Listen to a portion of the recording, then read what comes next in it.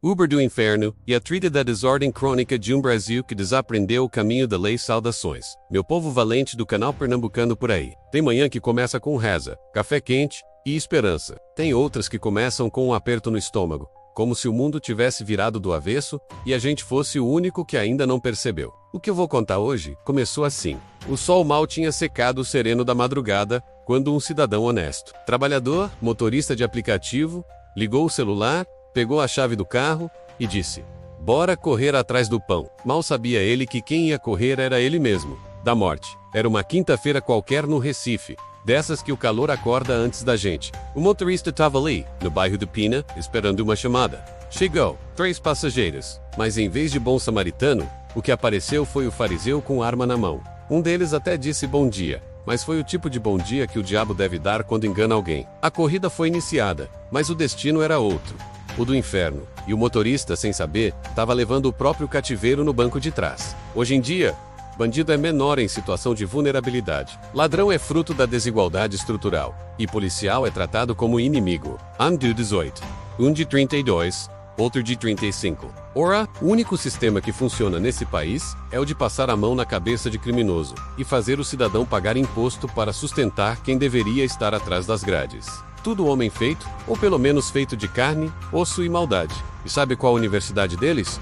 O sistema penitenciário brasileiro. Pulou do carro, gritou por socorro, encontrou um motociclista, um anjo sem asas e com capacete, que o ajudou a chamar a polícia. É lá que o cabra entra como batedor de carteira e sai como pós-doutor em crime organizado. Isso mesmo. 9 carros da polícia militar se meteram na bronca, como num filme de ação dirigido por Lampião com roteiro de Tropa de Elite. E no Brasil, meus amigos, tem muito bom que se calou, e muito mal que se organizou. A perseguição foi até boa viagem. Os bandidos, feitos de valentia de borracha, abandonaram o carro e saíram correndo como se o cão estivesse no encalço. Esse está tentando gritar, mas o aplicativo da liberdade parece ter travado. Mas a Pelmi militar, essa sim, fez valer a farda. Esta igreja lembrar que não foi fundada para agradar o mundo, mas para confrontar o pecado. Resta a gente olhar para o alto e dizer, como salmista: "Livra-me, Senhor, dos homens maus e guarda-me dos homens violentos." Resta ver sua rotina invadida, sua moral desmoralizada e sua fé criminalizada.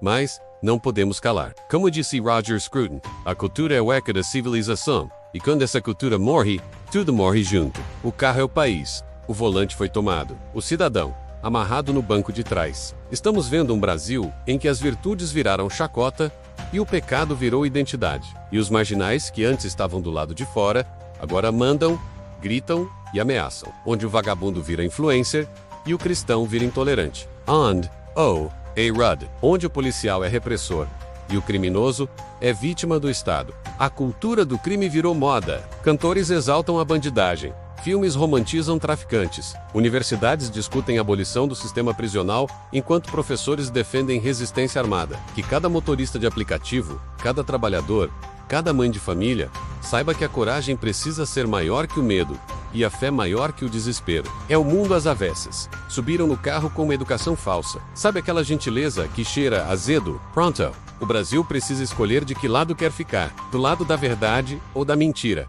Da lei ou da bandidagem. De Deus ou do caos. O pessimista, um chato. Bom mesmo é ser um realista esperançoso. Primeira marcha, a estrada do medo no meio do caminho. Um deles encostou um revólver no pescoço do rapaz. Bora, malandro, transfere o Pix. E assim começou o calvário. Foram levados para a delegacia de Boa Viagem. Vão responder por roubo qualificado, tentativa de extorsão mediante sequestro, porte ilegal de arma. Mas vão responder mesmo? Ou vão responder e sair pela porta dos fundos como já é de praxe? Se você pensa que bandido se contenta com pouco, você não conhece o novo Brasil. Queriam Pix, queriam carro, o celular, a aliança, a corrente, o suor e, se pudesse, até a alma. Um país que trata bandido como coitado e trabalhador como trouxa está caminhando, de olhos vendados, pro abismo. Como diria Chesterton, remova o paradoxo e você remove a verdade. É resultado de uma cultura que rejeitou a cruz e abraçou o relativismo. E não há paradoxo maior do que ver o bem sendo punido e o mal sendo protegido por lei e ideologia. Por juízes de toga frouxa, levaram o homem para a barra de jangada, passando por dentro das veias abertas da região metropolitana, como se fosse o caminho de Jerusalém para Jericó. E é aqui que a gente entra no que importa. Isso não é um crime isolado, é o retrato da nossa falência moral. Sim, minha gente. Segunda marcha. Uma sociedade em sequestro. Você já reparou como nossa sociedade está sequestrada? Mas não é só sequestrada no carro, não. É na cultura, na moral, na política. A esquerda, essa senhora de batom vermelho, alma cinza, ainda defende que tudo isso é culpa do sistema. Como diria Olavo de Carvalho, que Deus o tem em sua biblioteca celestial, você pode ignorar a política, mas não pode ignorar as consequências de ignorá-la. Pois está aí a consequência. Um rapaz honesto, sendo sequestrado dentro do próprio carro, por 3 vagabundos que já tinham ficha criminal, passagens e um diploma em sem vergonhice. Terceira marca. A perseguição, o caos e o clamor. Mas Deus não dorme. O motorista, que já tinha perdido quase tudo, viu uma brecha. 9 viaturas foram mobilizadas. 9. Pegaram os 3. Apareceram. O revólver calibre 38. As munições, os celulares, o dinheiro e a dignidade que nunca tiveram. Burke já dizia, para que o mal triunfe, basta que os bons não façam nada. Quarta marca. A metáfora do carro. Esse sequestro não é só sobre motorista e 3 bandidos. É uma metáfora de um Brasil sequestrado. A Constituição tá na porta-luvas, esquecida.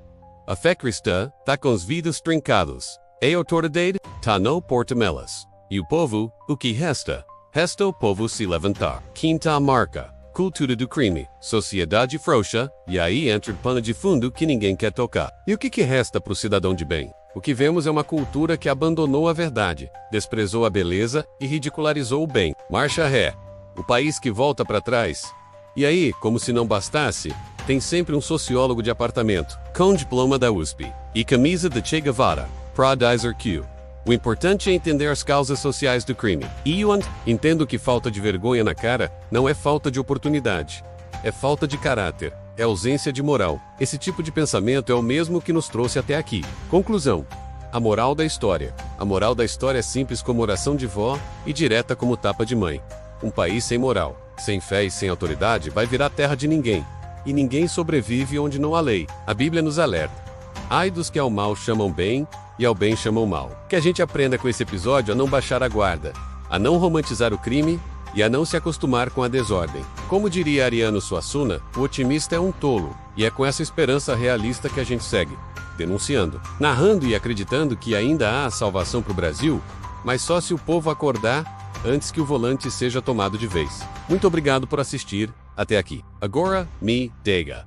Você já viveu uma situação parecida ou conhece alguém que passou por isso? Comenta aí embaixo que a gente vai ler tudo com o maior carinho e atenção. Não se esqueça de curtir o vídeo, compartilhar com os amigos e, claro, se inscrever no canal para continuar acompanhando essas histórias que ninguém mais tem coragem de contar. Até o próximo vídeo. Pernambucando por aí!